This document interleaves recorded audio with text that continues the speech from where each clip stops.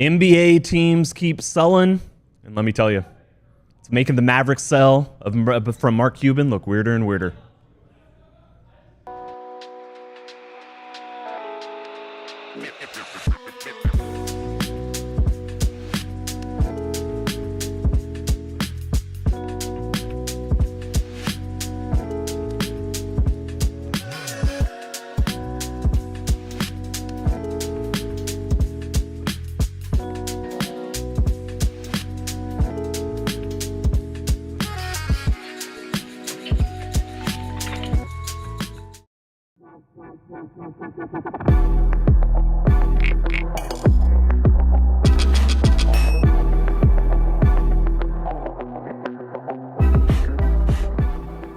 Welcome to the DLLS Mavs show. I am Tim Cato. I am hosting for our beloved Kevin is out today.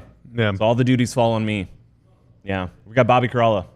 Robert, how are you? I'm good, Tim. I'm good. If you're wondering why I am absolutely radiating today, and Tim, you are too, but I am in this true white. I am absolutely just popping off the screen.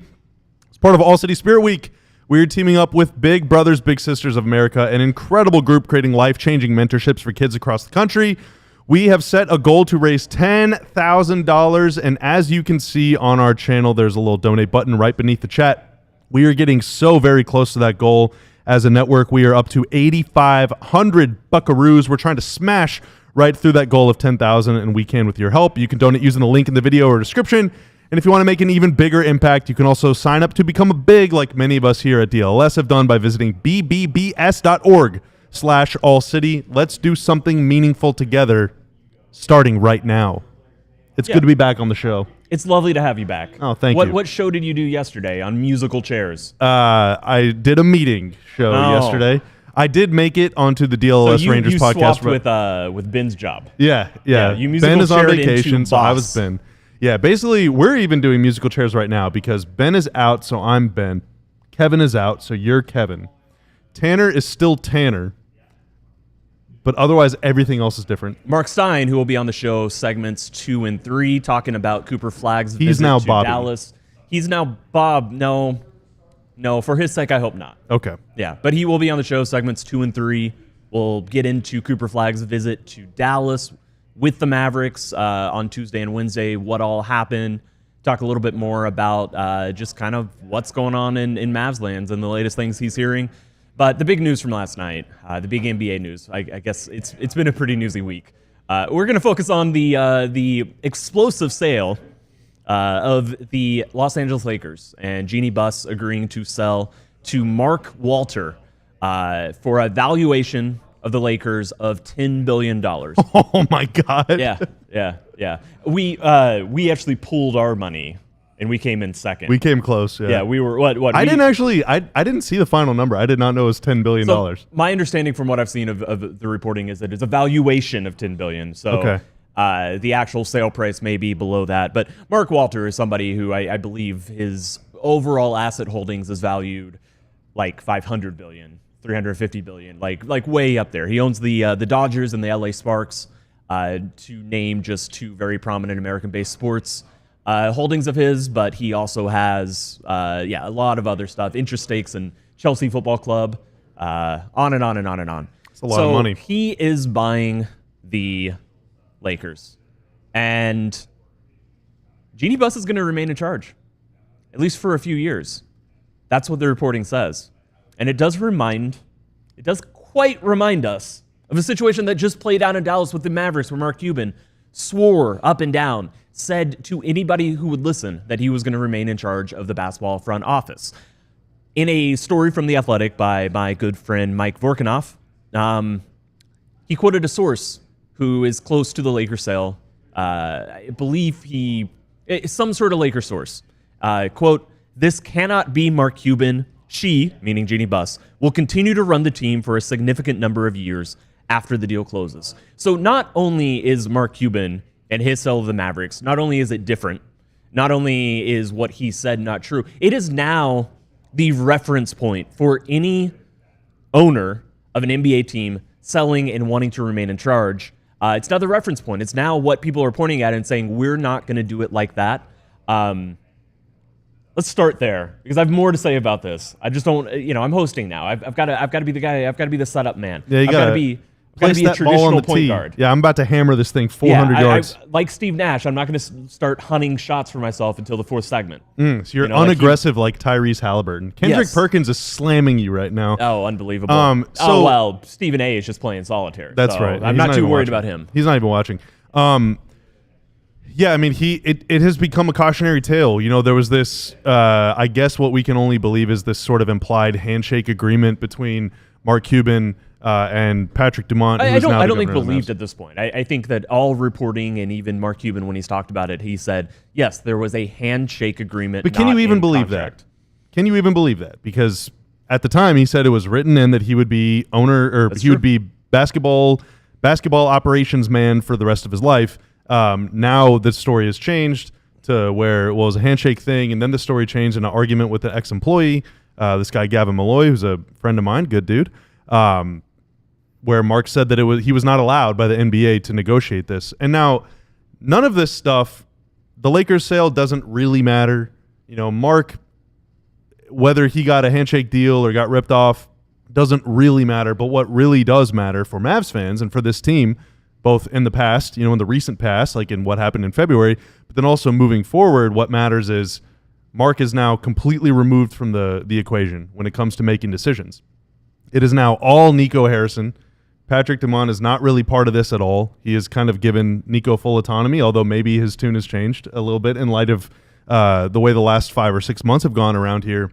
But it is very clearly important to both the sale of the Boston Celtics, which happened last year, and then the sale of the Lakers, which happened last night. It's important that those former owners who have not only finances invested in this thing, but emotion and time and energy and love invested in this thing, that they retain some level of say in this situation before an outsider comes in and just kind of throws a grenade in the room and says like, oh, let's see what happens. And that is important, I think, particularly for Mavs fans, because so much of the Mavs' identity and brand and all this stuff, whatever, over the last 25 years is directly a result of Mark Cuban's ownership and fans' belief that he has their best interest and the team's best interest in mind always. That it's never, you can say this, but everyone knows it's not really true. It's not always about Mark's ego. It's about what's best for the Mavs. Whereas I don't think many Mavs fans could say with a straight face that decisions that have been made over the last few months have nothing to do with ego or like wanting power. I feel like that's every decision over the last 3 months has been a result of that. So it is really, really important. And also the last 2 sales of teams that are far more valuable and far more historically significant than the Mavs have negotiated that directly into their sale, despite Mark saying that he tried to but was shot down by the league. Like, it's proven that he's just a liar. The dude is just lying. But also, other owners have now learned from his mistake. Yeah. You said other deals. You said that as we were focusing on Bobby, the disconnect. Get me off. So you mentioned that the past 2 sales have had this structure.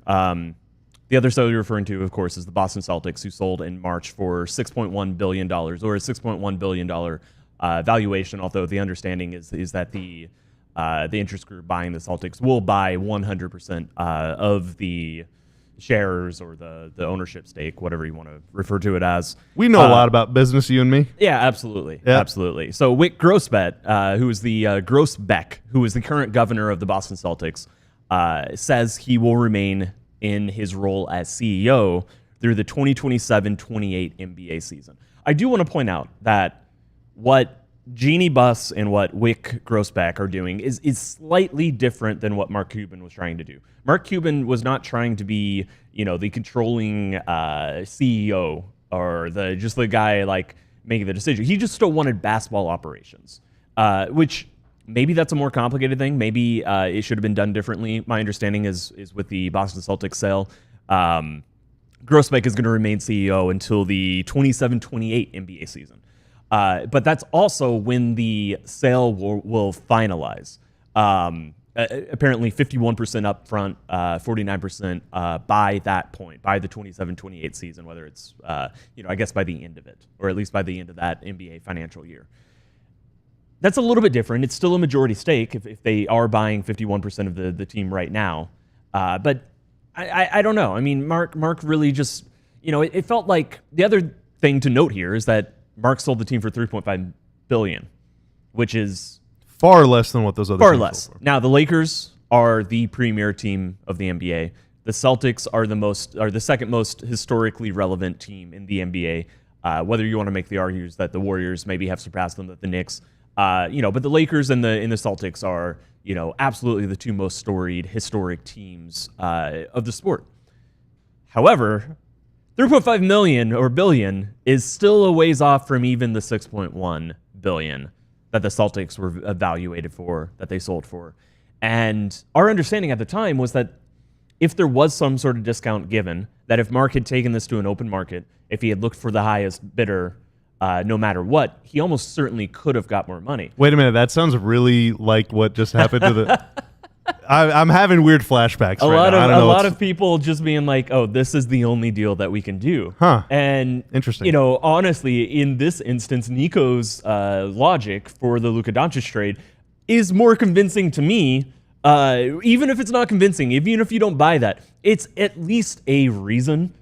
Mark Cuban's reason, or at least this was thought at the time, and is still my best understanding, was that, by selling to a very specific family that he had a long-term relationship with, business working relationship, that his ability to keep running the team, to keep serving kind of as this masthead type figure, was at least going to be continued, just by this process. That if he had gone and sold to, a younger tech person who was kind of like him, that it would be a situation where, they might want to be Mark Cuban.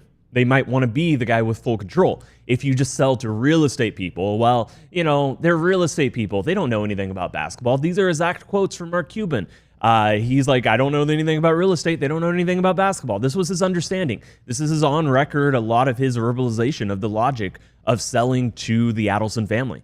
And just instantly, it got shot down. So it's weird. It's weird. It's really weird that Mark Cuban could have, quite frankly, got fleeced as bad as he did. I don't know how you get to the idea that this was not possible to happen. I don't know how you don't have your team of lawyers make sure that there is some certainty that if this is why you're selling, if this is why you're selling it to that family, for this price, for this result, that it doesn't actually carry over. And what does it matter? What does it affect the Dallas Mavericks on the basketball court next season, this summer? Not really at all. Oh, I beg to differ. I mean, they have the team they do right now because Cuban sold the team. Yeah. I'm just saying, now that he's not in charge, none of this matters. But it is bizarre looking back and thinking about what could have been if Mark Cuban had set this up in a way that other owners, other governors of the team clearly are learning from, but maybe not learning from. Maybe they always would have done it this way, no matter what Mark Cuban did. And in fact, I tend to side that way. It's possible, but I think that sort of, first off, Mark lying about it is different altogether. But finally kind of coming clean and saying, look, we had a handshake deal is very emblematic, based on things that Tim McMahon has reported over the years, that Mark and that you have reported over the years. And also, as we learned about the Cuban and Donnie lawsuit that was carrying out, publicly a few years ago, is that is emblematic about how a lot of the business was done, both on and off the floor with the Mavs for a really, really long time. Very family business. Yeah, and that has its strengths. That has its strengths, it also has its drawbacks. And now, it is completely as far removed from that idea as possible, which also it has its pros and cons.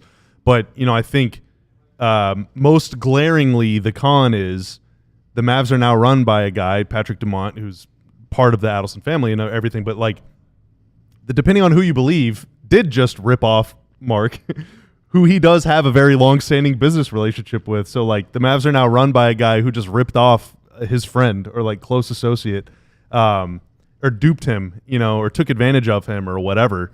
And that doesn't him to be misled. Yeah, and that, even though didn't push back when Mark was saying one thing that he believed. Yeah, and I don't really care who's whatever, how much percentage of say Mark Cuban has. But that still doesn't really sit right with me, It just doesn't really sit right with me. And then obviously this guy that even Cuban himself says doesn't know anything about basketball. Well, him selling it to that guy doesn't sit right with me. That guy giving control to Nico firmly doesn't sit right with me. Not seeking outside suggestions from anybody else for at any point for any reason doesn't sit right with me. Like, none of it really sits right with me. That's all. Yeah, it's all very business, and as we, actually yesterday's show when we did musical chairs and I was on the DLS Star show, we talked a lot about how the Dallas Stars, for the first time fired a coach who was under contract. The Texas Rangers were a team that just won the World Series by bringing in a bunch of free agents, selling their farm off and bringing in a bunch of free agents, and it worked. But all across, other than the Cowboys, all across the Metroplex, it is interesting that these teams are getting much more business, much more like the bottom line is the bottom line. Yep. It does seem like what cultures existed, what organizations, what they valued, what they stood for. Not to say I think the Mavericks is the most extreme case, but it's a changing landscape. But yeah, that's we're gonna talk to Marc Stein about that a little bit in the next segment. But coming up right now, after this ad break, we're gonna get some info on Cooper Flagg's visit to the Dallas Mavericks earlier this week. I'm going to help you put some money in your pocket with Cash App. Cash App is a safe, easy, and fast way to send, receive, and transfer money to family and friends. You can instantly set it up. It's super easy to get started. All you need is your phone and email. You don't have to put bank account information into it. There's no waiting. Your money's going to show up right away. You don't have to wait a few days for it to go get somewhere. Like, you can use it. It's your money. You shouldn't have to wait.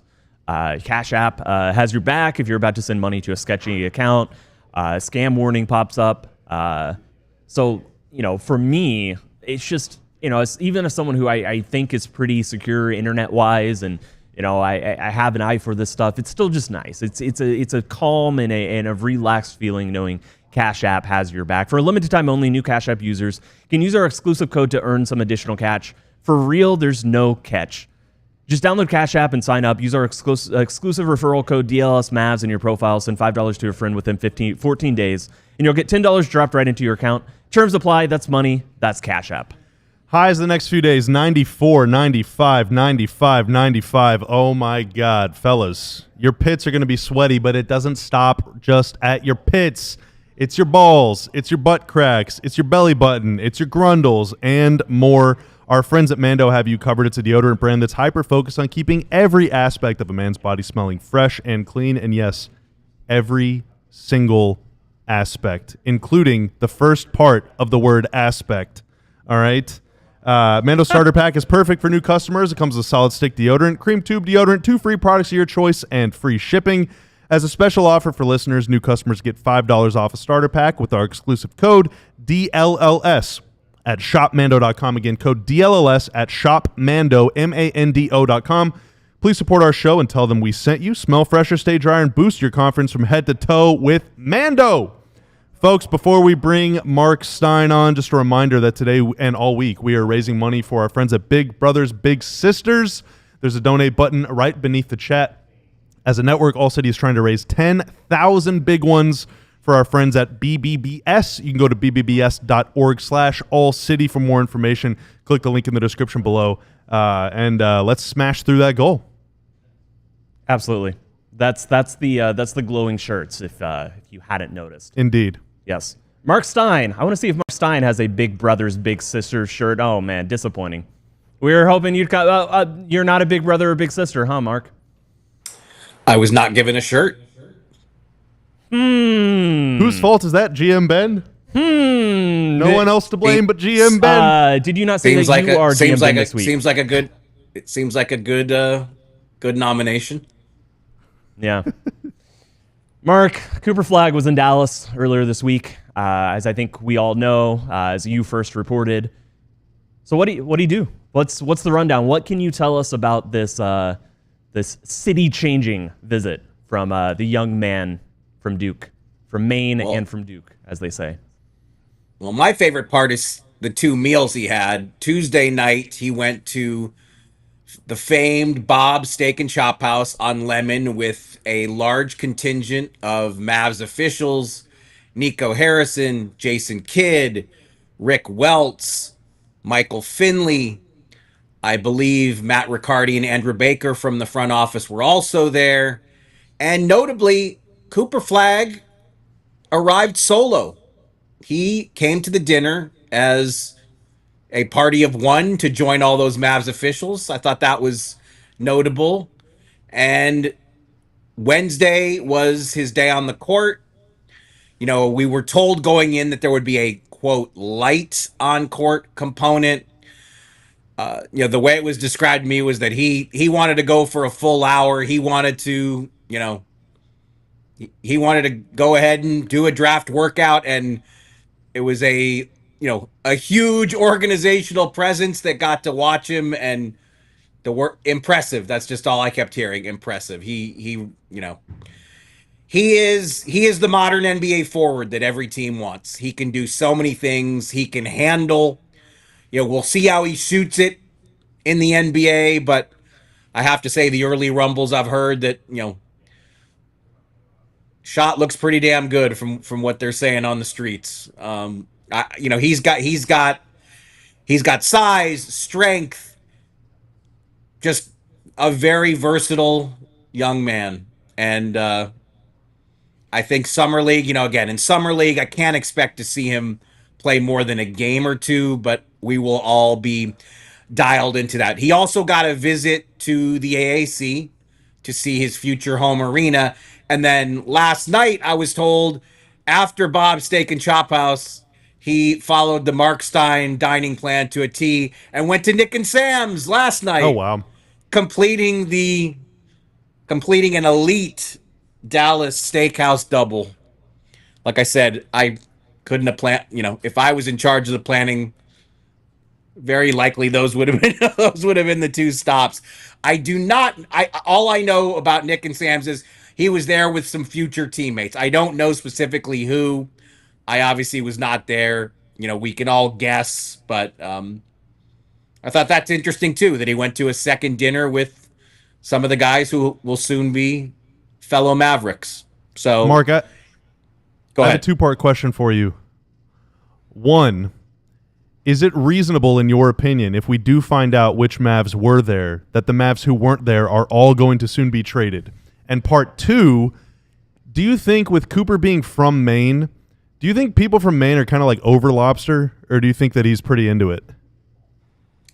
Second question is a great question. I have never met Cooper Flagg, never spoken to him, so I do not know where he would stand on that issue. That's a good one. I mean, I have only had one Maine experience in my life, and I was stuck in the Maine airport for hours and hours and hours, like 100 years ago, on a long travel journey. So all I remember this was the early 80s. There were lobster tanks in the Maine airport.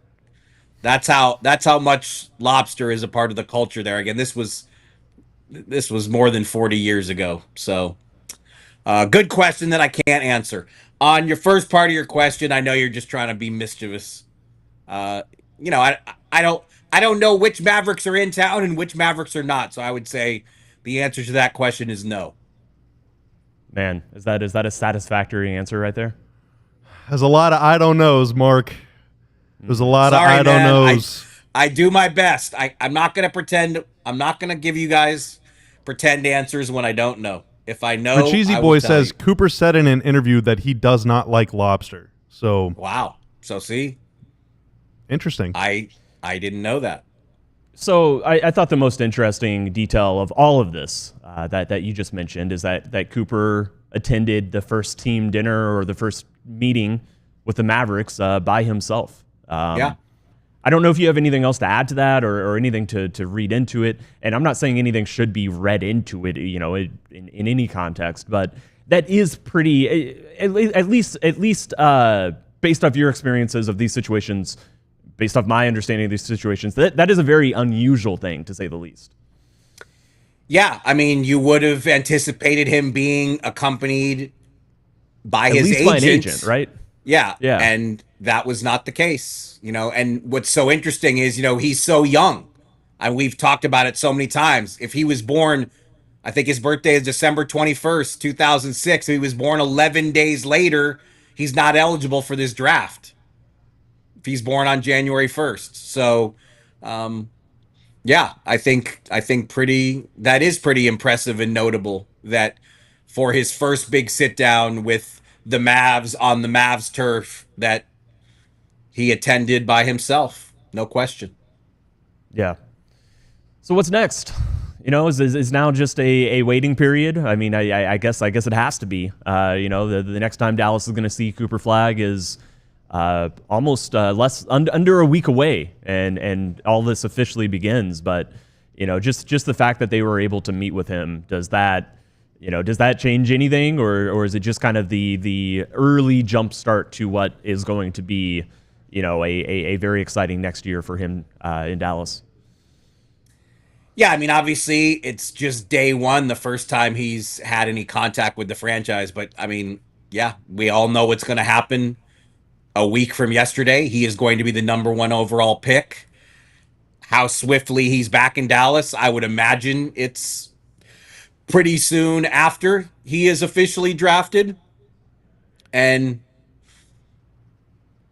man, it's going to be a wild Wednesday that we will be covering live. We'll be covering live at night, I think, right? Live show Wednesday? I don't know. Have we even announced that? I guess we just did. I've failed everyone. We will be live for the entirety of the first round of the NBA draft. That is 1 week from yesterday. Breaking news. And round 2, we will be live for like an hour or two or more if the Mavs get in the mix at all near the end of the second round. So we will be with you all night on draft night.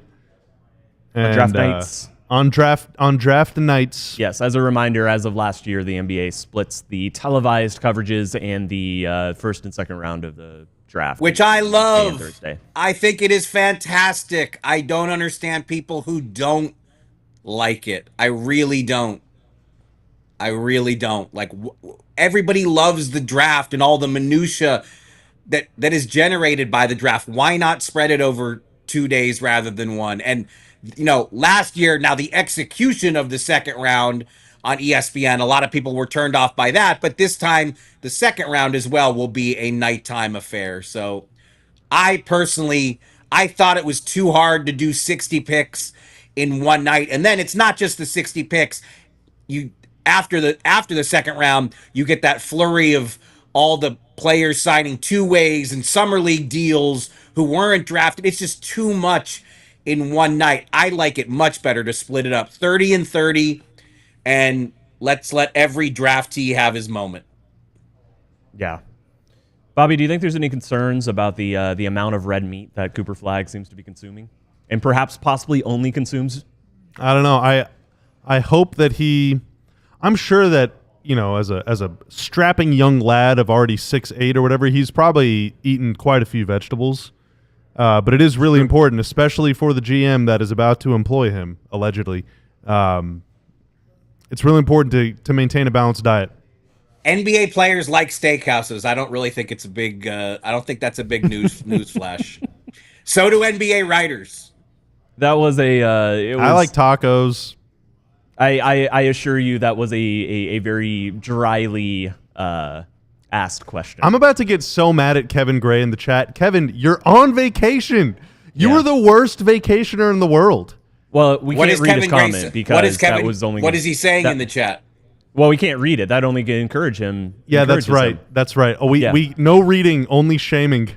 All right, Mark, we've got some more questions for you, but let's pop into asking those right after another ad break. Stay with us.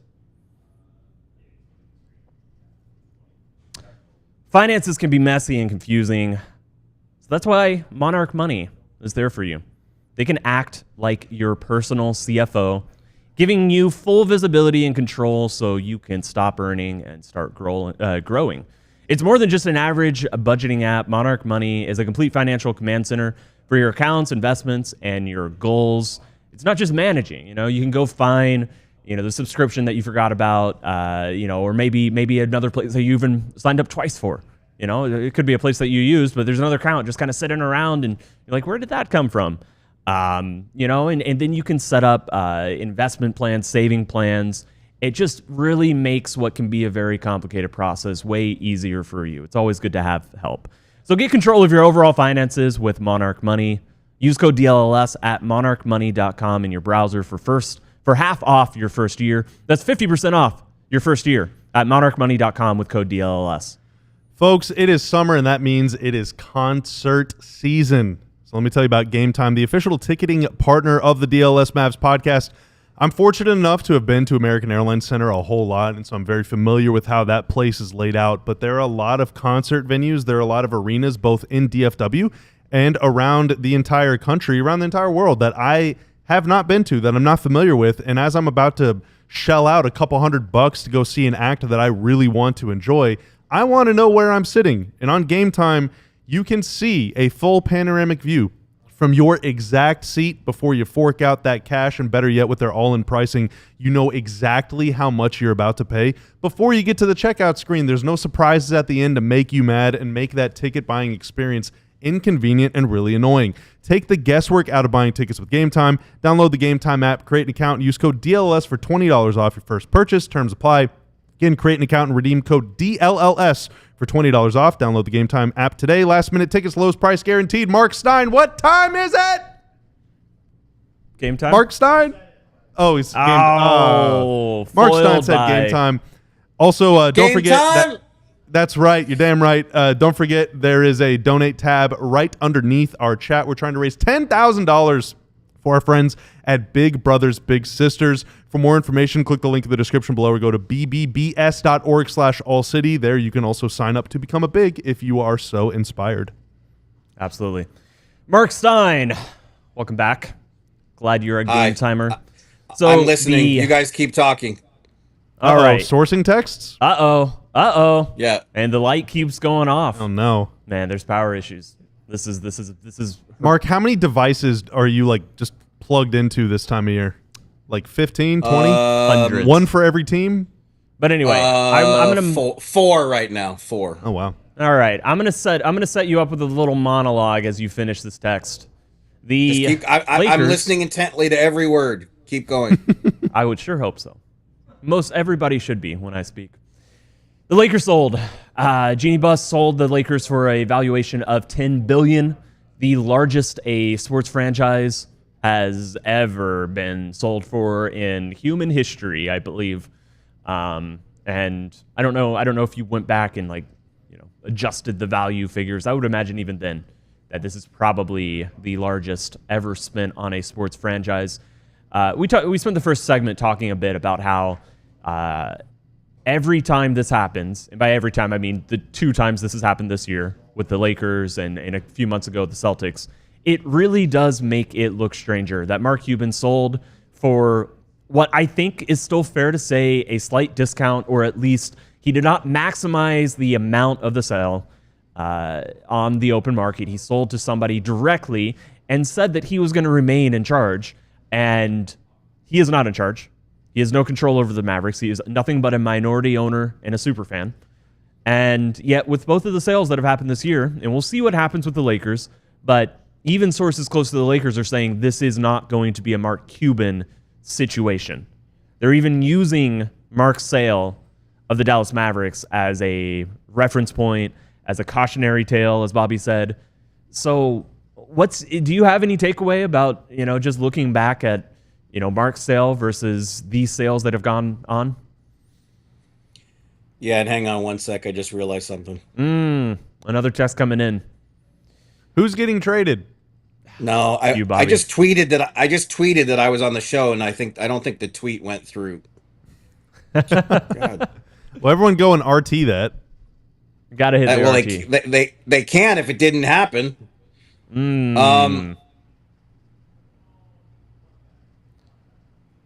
But yeah, it's just frustrating, man. My stuff ain't working here. So basically, look, when the Mavericks were sold, that was definitely said that the price could and should have been higher.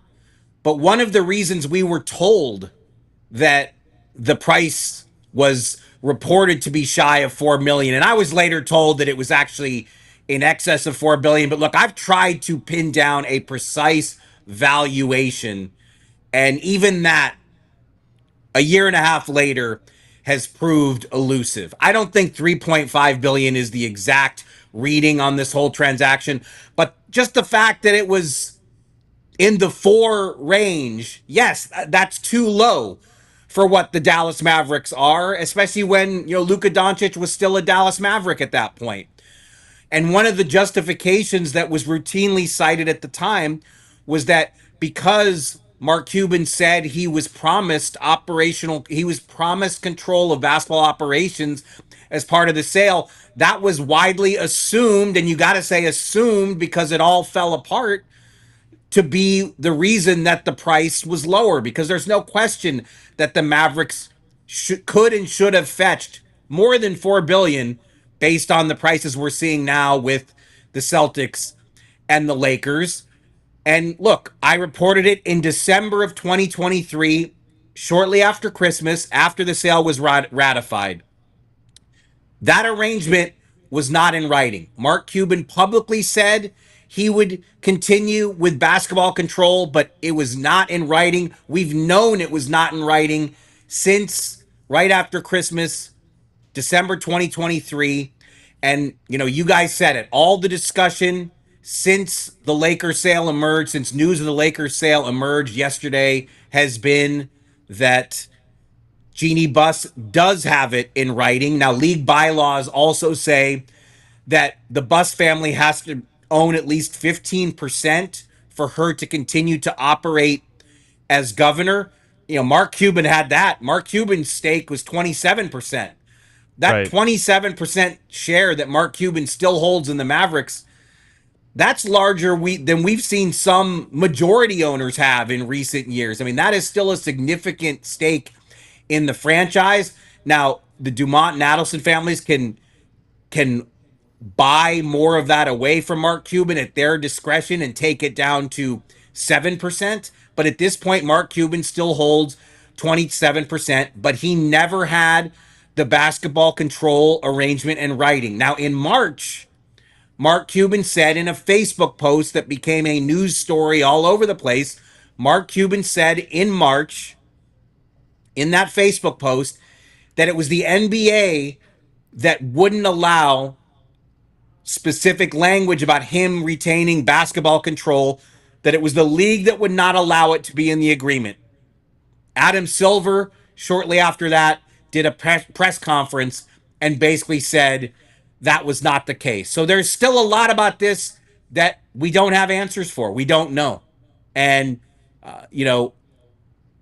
on the Dumont side, any attempt to ask questions along this line have, they're never fielded.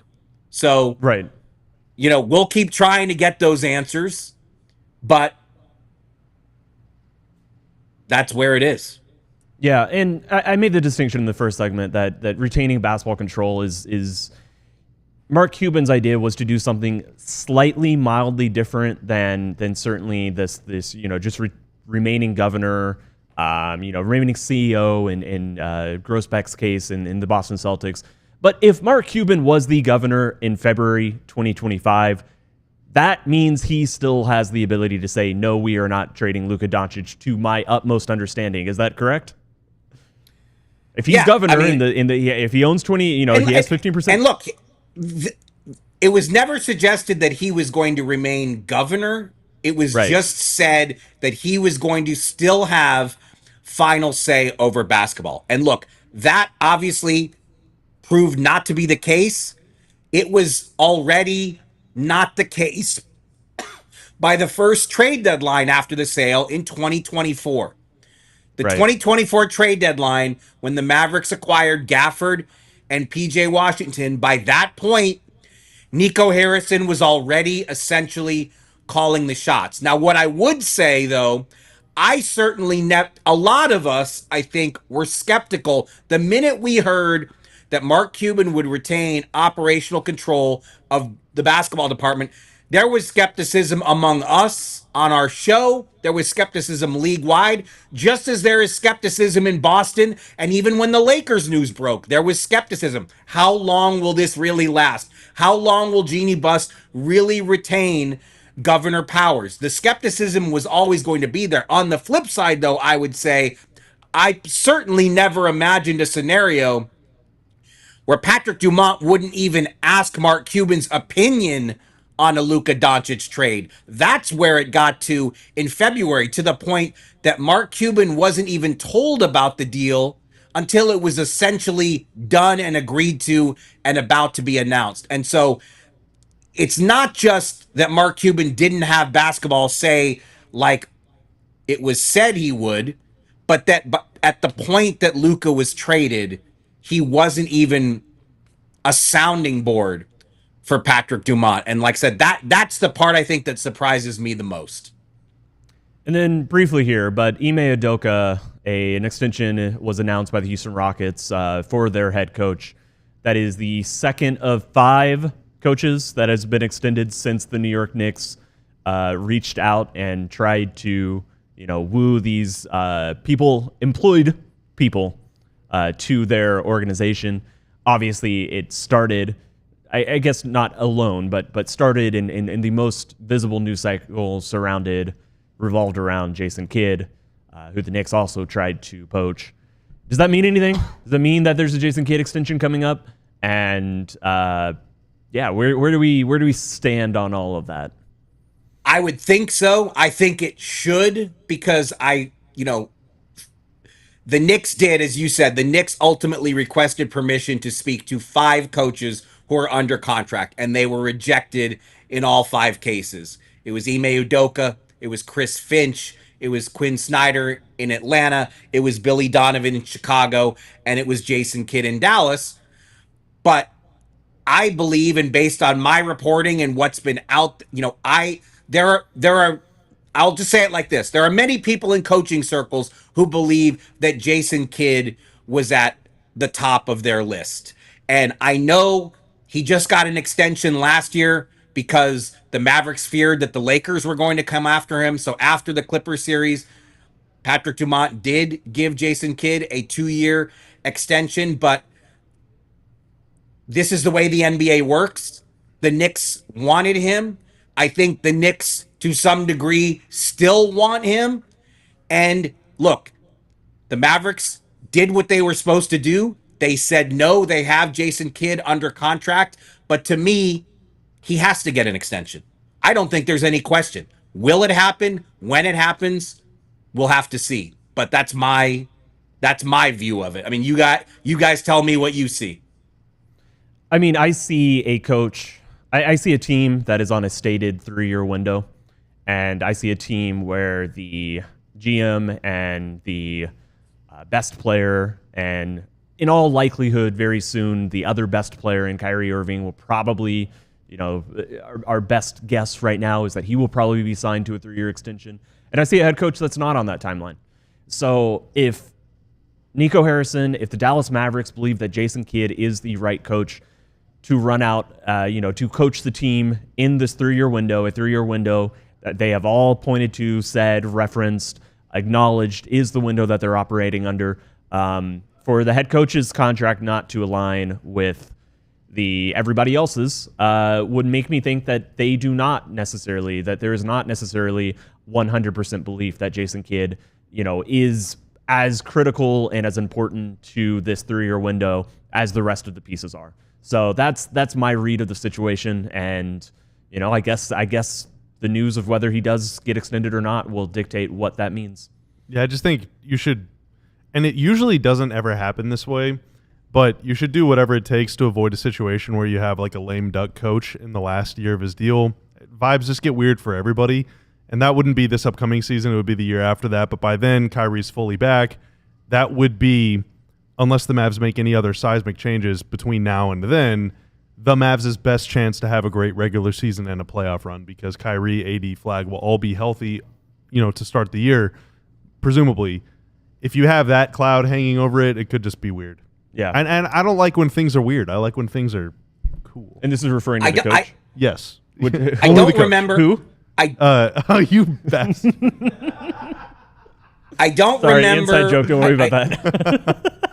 I don't remember which I think there was a recent interview at some point within the last 2, 3, 5 months, whatever it was, that Nico Harrison said he's under contract for 3 more years. I don't remember which. Maybe it was the last press conference he did, but at some point, It was the closed door media session. That's where he said it. So Yes. in the closed door media that's session, that's his words. But yes, he has said he has 3 years.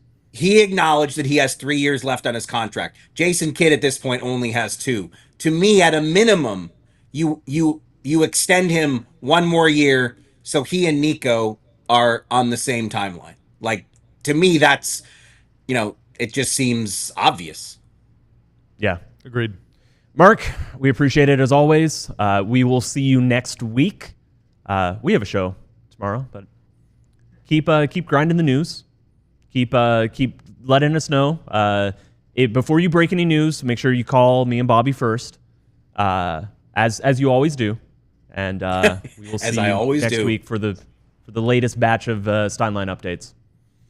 All right, guys. Thanks for holding the fort down. I will see you on Monday. Absolutely. See you then. See you, Mark.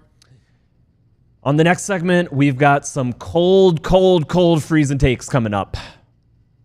More than. But first, folks, it is Die Hard time. We got 1,500 diehards, and this is really important because tomorrow, this is Spirit Week at All City. Tomorrow is Die Hard Friday. The diehards get to choose our run of show. It's just going to be me and Tim. Stein, Kevin Gray, they're both scaredy cats. They're not going to be on the show tomorrow. They're too yella to stand up to the They're not men of the people. That's right. But Tim But Cato we are and here I, for the masses. we are. So if you want to tell us what to do tomorrow, if you're like, man, y'all are so lame talking about Mark Cuban and Nico, you need to talk about this. Well, become a diehard. You can scan the QR code beneath me, take you to a website, click the link in the description below the video as well. You can sign up to become a diehard. When you do, you can join the Discord, hop in the Discord, tell us exactly what you want us to talk about tomorrow. You choose all the topics. It's going to be really, really fun. Already a lot of good ideas in there. I'm looking forward to tomorrow's show. I think it's going to be great. Other benefits you get when you become a diehard. You get a free shirt of your choice right when you sign up. We got more than 40 designs to choose from. There's always more on the way, too. There's a lot of great shirts. If you see something in there that you like, but you've already claimed your free shirt, well, hey, guess what? You get a discount on any other gear you could possibly want. You also get a discount on any live events coming down the pike, including we are going to have, well, never mind. I'm not going to say it. I don't want to talk about it. We are going to Vegas. That is not a diehard only event, but you can go to Las Vegas to hang out with the DLLS Cowboys crew in November, from November 15th to November 18th, culminating in Monday Night Football at Allegiant Stadium to watch the Dallas Cowboys take on the non-Oakland Raiders in Las Vegas. The whole crew is going to be there. It's going to be a weekend of partying and good times, hanging out, tailgating, the whole bit. You also get to read the website, all the written stuff from Tim Cato. You get to join the DLS Dyer Discord Cooper lounge. Flagg average 20 points or more his rookie season, and more Mavericks mailbag questions up. Great article. Great article. Check out all of that and more by becoming a diehard. And I do have some good news. Tim. We beat the goal. Let's go. Across All City, we have now raised more than $10,000 for our friends at Big Brothers Big Sisters. Again, for more information on what they are doing and how you can help, maybe even becoming a big yourself, go to bbbs.org/allcity. Thank you all so much for helping us achieve that goal to help out a great cause. Shout out to you listener. Yes. You right there. Yep. Yes. I'm speaking through your computer screen directly to you. Shout out to you. Indeed. Yeah. Well said. All right. We've got to do some mea culpas. We've got to look dumb and bad and sad and idiotic. Yeah. We've got to embrace the fact that we are mere mortals, that we are fallible. So we're going to do Frosty Takes, brought to you by Wendy's. And I think we've got a video lined up. Yeah, so this one needs a little introduction. All right, so I think someone, I don't know who did it, it might have been me. Someone scrubbed footage from the internet of me saying the Mavs are good, deal with it, at some point right before Christmas of 2024. Is that really nowhere? I could not find it this morning. I was looking around. I looked at like 15 intros, and I could not find it. I still remember, and all the shows blur together. I know. I do remember that. It was a great opening. It was the best cold open I've ever done in my life. It was a fantastic opening. Times were good. Vibes were at an all-time high. The Mavs had won 1 million out of 1,000,002 games. It was great. Now, Christmas happened. On Christmas Day, of course, Luka gets hurt against the Minnesota Timberwolves. And at the time, we thought, okay, this might be a kind of a thorny situation. He might miss a couple weeks maybe, but the Mavs are still great. They're going to be fine, right? And so I was trying to start off this ad from our friends at Shady Rays with a little optimism. And it turns out... From Wendy's? Positivity? No, from our friends at Shady Rays during the ad. I see. But my frosty cold take is actually that optimism is good, and here's why. Well, it's pretty cloudy outside today, and there's a lot of doom and gloom in Mavs land. But as they said in that one play, the sun will come out tomorrow. It's not true. The sun did not come out the next day or the day after. Or in fact, it has not been sunny since then. Things got so much worse, okay? Luka never played again for the Mavs, got traded. They got AD. AD played one game, got hurt. Daniel Gafford got hurt. Kyrie Irving got hurt. Derek Lively played and then didn't, then played and then didn't. It was terrible. The Mavs limped to 10th in the standings, made it to the final play-in game, got curb stomped by the Memphis Grizzlies. Now, the clouds did part a little bit whenever the Mavs won the lottery in May, but that was a whole different season. That was like a whole different year. So my frosty cold take is that sometimes the power of positivity isn't that much of a power at all, Tim. Man, that was deep and profound. And I have a little bit of advice for you. Okay. When I'm really down in the dumps, when I'm really feeling bad, my go-to? What's that? A Wendy's Frosty. Wendy's is putting a twist on the classic with all new Frosty flavors. Find your new fave flavor and clock it for a sweet treat time, anytime, including midnight or later. A refresh on a classic, got to be Wendy's. At participating U.S. Wendy's, hours may vary by location. I love an ice-cold Frosty to make me feel better on a cloudy day. All right, we got 8 minutes, and what do you want to talk about? A lot of Do you have any bad takes? No. The segment's over, I guess. Tim just emerges scot-free once again. Well, I just don't have any. Wow. I went back and I scoured the internet, and I said the Pacers are going to win Game 4, but they should have. They should have. Everything I said about the game was right. It's just the result was different in the end. Yeah, they were in position to win. A lot of people in the chat are talking about how good Cooper Flagg is going to be. Do you have any thoughts on that? I mean, next week is our Cooper Flagg week. It's unofficial. It's not Spirit Week. I don't think we have any branding for it, but we're gonna have a lot of Cooper Flagg next week. Not like Monday. We should finally sit down and do our full to the extent that we can within the power of our YouTube overlords. Finally sit down and do our deep dive, our analysis. I've certainly screenshots. I've been watching some tape. I think he's gonna be get this. I think he's gonna be pretty good. Damn. Yeah. That's awesome. But I don't know if you have any more advanced takes beyond that are good for the show today, or we can just save them until next week. Well, okay. What about some topical news? I don't remember who said this. I'm sorry. I also don't know if they're on our list of our good list or our naughty list. But I think it was Andy Larson, who is a Jazz insider. We love Andy. Yeah, really prominent Jazz reporter said that. The Mavs are a potential landing spot if the Jazz do indeed decide to move on from Collin Sexton. Obviously, we've been on record saying the Mavs need guard help, and it would be even better if that guard would also have the capability to not only defend at the point of attack, but also play alongside Kyrie Irving when he comes back, but also be the lead guard without Kyrie Irving, but also demonstrate durability, but also be affordable, but also maybe even not be 30 years old or older. And it feels like a lot of boxes that Collin Sexton is checking off. So I'm just curious to hear your thoughts on him. Yeah, I remember back in the 2024 playoff run. A lot of times, obviously, Luka and Kyrie are on the court, as much as they can be. A little bit of staggering, but especially when games got tough and close and tight in the fourth quarter, and those two were on the court. The closest player was Kyrie if Luka had the ball, Luka if Kyrie had the ball, and they did that, you can't overload. You can't help off the nearest guy. You can't kind of bite down and just offer some initial pressure. You can certainly zone up that side of the court a little bit better. But the thing is, it's just already you've got to fully stick to your man, because even if you like take a half step off Kyrie Irving and Luka Doncic has the ball and he's kind of on the far wing, kind of where the corner and the like the very end of the three, right next to the corner, and Kyrie's kind of like spotting up top of the key. This is a situation where all it takes is a fraction of space, and you get the ball to Kyrie, and he's the catch and shoot threat, and he's able to drive off that, and it's just really important. It's really so like having a second creator. I know this is pretty obvious stuff, but having a second creator makes your first creator better. If you have one creator, like there is a limit to how good they can be based off the team around them, and Dallas is going into like Anthony Davis can't be that for Kyrie Irving. That's not to say that it's the only way to play. This was a strategy born of specifically Dallas having Luka and Kyrie, but you look all around the playoffs. Even the Pacers, who have their true second option. You can even say first option. Obviously, Tyrese Halliburton, his offense, he's hurt, but he's not a 30-point averager. But Tyrese option is their first option, or Tyrese Halliburton is their first option.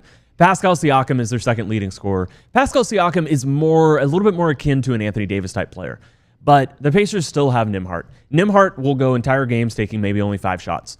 But Nembhard gives you that second creator because he is always capable of doing that. He is always capable, like you have to respect his ability to do that, even if, he uses it and locks, is often a player who defers a lot, but you still need a player like that. And I just don't think Najee Marshall, for example, is quite what Nembhard is to the Pacers. I don't think, and certainly, and I don't think Anthony Davis is a replica of that. Cooper Flagg could be. We'll see.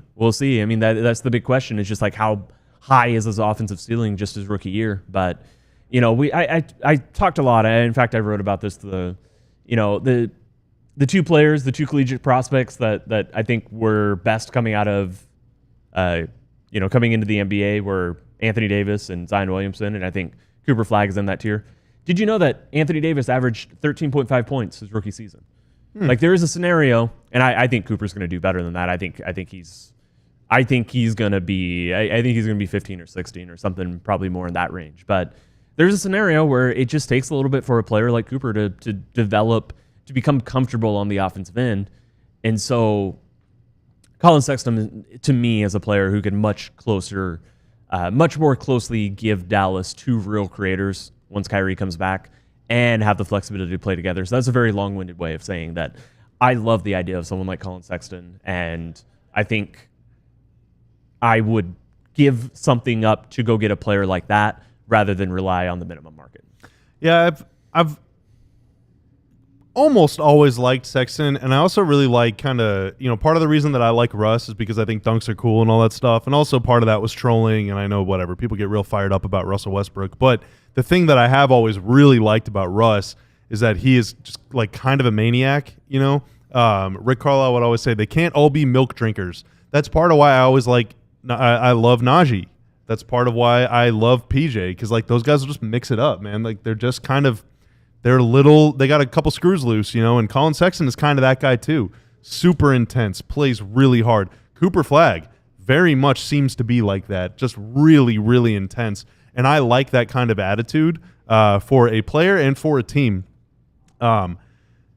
Last season is just one season, and everything that Utah's done over the last few years really just kind of like hurts my soul. I do not like the Jazz at all. But last season, when Sexton would drive to the basket, he averaged more than 12 drives per game, which is a lot. That's more than Kyrie averaged last year. But when he would drive to the basket, he only passed 30% of the time, 30.9% of the time to be exact, which is slightly more often than Kyrie, Najee, and PJ, but it's less than guys like Jaden Hardy, less than Omax, less than Max Christie, less than Spencer Dinwiddie. So Sexton is another guy that when he drives to the basket, he's trying to score, he's trying to shoot or draw a foul. I do think it would be great if the Mavs had more guys that could drive to pass, but there's a reason that players like Sexton are available and players that generally drive to pass aren't. It's because those guys are really valuable. If nothing else, though, Sexton is active, he's kind of insane, and he's pretty good. And so I'm in on it if it's not too costly to go get him for sure. I agree with all that. Those are good numbers. it does make me think of like, you know, even that percentage, even that statistic, you've got to kind of, okay, why is Jaden Hardy passing out of drives? Sometimes it's because he's finding the opposite corner shooter. Sometimes it's because he's driving without a clear plan. Without a plan, yeah. Yeah, exactly. So Yeah.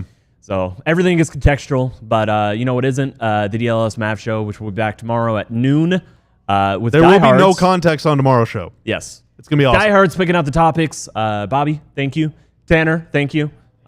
I'm Tim Cato. We will see you then. Bye. We all silly like the mayor.